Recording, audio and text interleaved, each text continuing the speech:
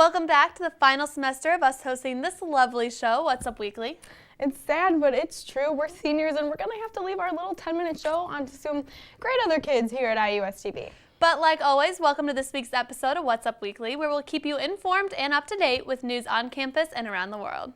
So let's get started this week. Is anyone our age paying attention to the 2012 election? Yeah, I don't think so. I don't think so either. So just in case you haven't been, I'll give you a little fill-in.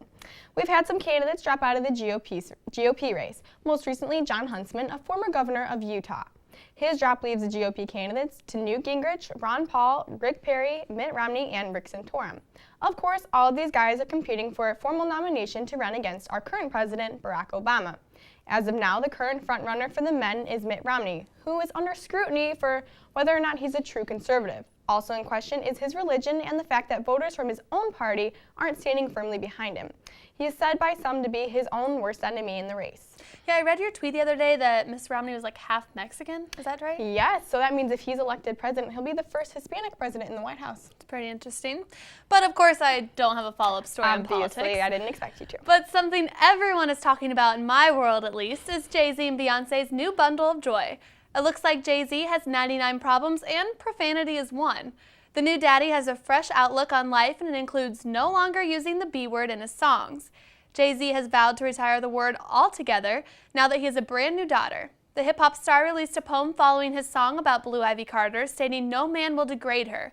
He goes on to explain how he never thought anything about constantly using that word, but with the birth of his new baby Angel, he resents anyone for even considering to use it.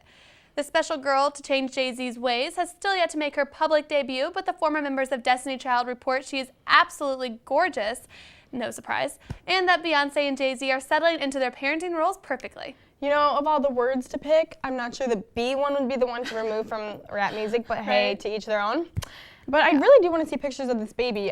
I mean, if anything, it's got to have very good entertainment genes. I know, right? And talk about connections. I mean, the parents are the two most famous people, but what it would be to be a child of a celebrity. I know, we always talk about it. And we always just think celebrities are perfect. However, sadly, that's not always the case. And we base a lot of our show, if you can't tell, around celebrities and what they're doing these days. But how about a list of things they shouldn't be doing? Some are blaming celebrities' inability to keep some things private to themselves on Twitter. But these private issues are interesting to basically everyone else out there. So what's on the list? Number 5 is fertility issues. For example, Jay-Z's song about his new baby included details about his wife's former miscarriage. Selena Gomez has told the world about her mother's miscarriage, and of course, Michelle Duggar gave People magazine an exclusive interview about her latest loss. Number 4 on the list, politics. Celebrities rarely have the knowledge to talk about politics with their fans, so reporters are hoping that they just keep their mouth shut and stick to acting, singing, or posing for the Kardashian clan. Hey now, don't mess with the Kardashians. Just saying what they do best, they pose. 3 on the list is money. Basically, celebs shouldn't rub their earnings in the faces of struggling Americans. Second, it seems fans are fed up with how these women stay so super skinny, claiming that they eat fatty cheeseburgers and french fries. Obviously, they're making a play for the public, as we all know few people can really gorge on these foods and look like most celebs. And last on the list is gastrointestinal issues. Miley Cyrus, Oprah, and Jamie Lee Curtis are all at fault for discussing their bowel movements via Twitter, television, or commercials. We just don't need to know that kind of stuff. No, I mean, I wouldn't tell anyone that, I'm not even famous. Right. No. So if they're trying to make themselves more normal, I don't think it's working. If I tweet something, sadly it only goes to maybe 200 people, not millions or thousands. Yeah, I'd say they need to tame it down with all that. But I'd definitely say leave those stomach issue things to yourself, most importantly. But someone who is no stranger to being a bit overexposed, Britney Spears. Oops, she did it again. Rumor has it our favorite little femme fatale may be the star of a new book deal, but one that doesn't show Brit in a very positive light. Spears' former bodyguard says he is ready to lift the lid on the singer's kinky ways. He claims he is in the works for a $1 million deal with a major publisher to release a tell-all book about the scandalous diva. The man has commented that Britney has a huge sexual appetite and has told him stories about threesomes, orgies, and lesbian hookups that have happened on her tour. He also claims heavy drinking and drugs of all kinds were common substances while traveling. This isn't the first the allegations the former bodyguard has made against Britney. He filed for sexual harassment in 2010, saying she tried to bed him repeatedly. Court for that claim will be this year, and hopefully they can clear up the possible book deal as well, maybe. I mean, it doesn't sound like anything out of the ordinary for what happens on rock and roll tours and all that. But that is a lot of accusations to make. She's a Mickey Mouse Club member, so I just always go back to that. She's pure. Anything but. Yeah. Well, that will definitely be a scandal. And that brings me to our next story, which is another scandal, what people are calling Paula Deen's latest health ailment. The Food Network star announced that she has type 2 diabetes, which can be caused by genetics, lifestyle, stress, age, and of course, unhealthy eating and being overweight. This announcement really didn't come as a surprise to anyone. We've all seen the delicious but fattening food the celebrity chef makes on her own Food Network shows. However, Miss Deen is doing something about her issue. She's teamed up with a drug company to help promote a new diabetes drug that can help people live with the disease. As well, she's working to offer tips on lighter food, stress management, and treatment plans. I'm just worried about you. I mean, she's your girl. Are you holding up okay? You know, I'm doing okay. I did read something. She is going to have lighter foods, but she will never officially quit butter.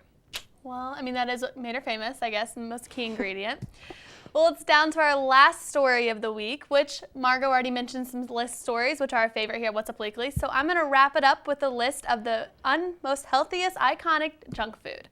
Topping out the list at number 5 is McDonald's fries. The golden potato strings have been a staple item on the menu since the beginning of fast food. The secret behind their taste is beef flavoring, which happened by accident in the 1950s when the oil supplier mixed in beef fat to the vegetable oil. Who would have known it would create such greatness? Number 4 on the list is donuts. I love donuts. I know. These glazed or sugar topping items make a delicious on-the-go breakfast. Number 3 and number 2 on the list are things I don't like, moon pies and cheese puffs, so I'm going to keep it moving. Whoa. Just give cheese puffs a little bit of time cheese to, puffs number 2. Okay, Celebrate keep going. All right. Takes me to the number 1 spot, which is Twinkies. The manufacturer of these spongy little snacks filed for bankruptcy last week, so it's unsure as if Twinkies will be around to see another year, so you may just want to store away a few just in case. You never know. Did you know what the original filler flavor was for Twinkies? No, but you're so full of facts, so I'm sure you're going to share with us. Banana. That is kind of disgusting. Everyone thinks vanilla, but it wasn't because before World War II it was banana. You can read the rest. I don't want to waste time. Anyway, like Brittany mentioned, we do have an interview coming up.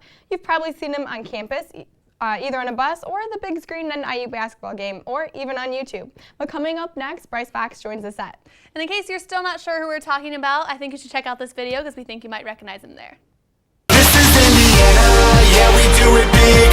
Bossing on the Big Ten, you know what it is. Cause this is IU, you. This is IU. We got banners on the wall, and this is how we ball. Talking about the Hoosiers, talking about the Hoosiers.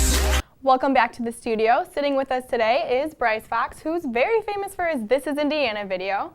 So can you give us a little bit about how that came to be from beginning to end and how you came up with such a great idea? Yeah, well, basically it all started, I met Daniel Weber in BMOC, big man on campus, and he threw me this beat, and he sang the fight song over it, and I was like, yeah, this is cool, and I was like, I'll write a rap to it. So I wrote this like really silly rap to it, and then we were like, oh my God, we need to make a video for this, and then I reached out to my buddies who are the Winky Productions guys. They were all telecom guys too, so they were down to help out, and we just created this like hilarious video about like our undergrad experience at IU, and then it kind of took off from there, and then we were approached by other people, you need to make another song and all this stuff, so we were like, well, let's make a anthem for the basketball team. So that's kind of like where it all started and how it all kind of took off. It's kind of crazy how it kind of started as like a joke and you guys are playing around, and then it's this huge thing now. I mean, it's, everyone knows it. All the students sing it. It comes on at tailgate. The schools even accepted it as like our anthem. So did you guys ever think it would have such a big reaction? I would say that we were hoping that it would have like a huge impact and reaction with the students and with the school and everything. But we didn't know it'd kind of get to this level. I mean, it's got like 1 million plus hits on YouTube, and that's kind of more than we expected. That's awesome. So it's cool, and it's a big accomplishment for us, and we're happy people like it and don't hate it yet. I heard it made a huge jump after the Kentucky one. Is that true? Yeah, I mean people went crazy. And it's even on Big Ten. I mean, Big Ten plays it sometimes. It's in between clips. It's everywhere. Yeah, it's pretty cool, and it was like I think it was a top 100 track on iTunes too for like day or two. So that's awesome. That's pretty cool. That's really Yeah. cool. Okay, so with all the success, have you taken it and moved on with your career? I know you graduated, so what are you doing now? I actually live in Los Angeles now. I live with Danny Olson, who actually produced This Is Indiana with us. He is a music mastermind.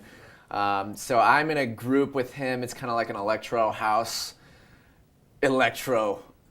kind of group. But we're out in LA doing that now. So we're producing music together and kind of taking our music in a different direction. So it's pretty cool. And we had a big show in downtown LA at this big, huge venue. So that was really cool. We're hoping to do a little bit more of it and get our music out.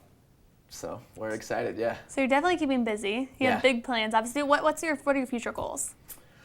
Just make as much music as possible, and I don't know, just do whatever we can to keep creating music and hopefully make a career out of it and be able to make money and support myself and whoever I want to support by doing it all. Yeah, I mean, that's pretty much what I'm trying to do. So. Definitely have had a good start so far. Do you have any music that you've just released, anything coming out, anything we should look for? We're kind of working on a new EP/mixtape. Probably looking at around 5 or 6 songs. But we have a mashup. This is kind of our our latest piece of work, art, song thing that we have, and yeah, and it's great. So you should check it out for sure. Okay, so definitely more music. And do you have any predictions for IU's basketball team? I know you've kind of worked with them, worked with the song. Yeah, they're gonna be great. Yeah. They're gonna finish this year strong, and I think they'll do pretty well in the tournament. And I think within the next 2-3 years, we might see another banner raised. So It's exciting. What is it? 6th banner knocking on the door. the Yeah. 6th, you got it. Yeah. you So got it. Yeah. that's pretty cool. That is very cool. So do you think that you'll be coming back to IU anytime soon? You guys maybe doing Little 5 performances or anything like that? Definitely, I'm trying to line up some Little 5 shows. So that's kind of awesome. our goal: come back and play and enjoy the party week. So Yeah, well, we're seniors, so we'll look forward to seeing you again and having, our best Little 5 yet. yeah. Yes, can't Sounds wait. great. Well, that wraps up this week's episode of What's Up Weekly. Thanks again for coming in. Yeah, thank you. And you can follow you on Twitter. We can go to plug your Twitter name. We always plug Twitter, so you Yeah. might as well. Okay, Brice Fox Music. All right, and There our we Twitter, go. of course, is What's Up Weekly IU.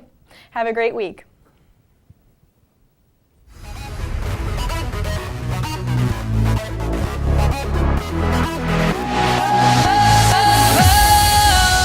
Sometimes I get a good feeling, yeah. I get a feeling that I never had before. I get a good feeling, yeah. I got a hangover, whoa. I've been drinking too much for sure. I got a hangover, whoa. I got an empty cup, pour me some more. Yes, I can't doubt that I leave, I'm running with this plan. Pull me, grab me, crabs in the bucket can't have me. I'll be the president one day, January 1st. Oh, you like that? God sip, like you the one drinking what God sip.com.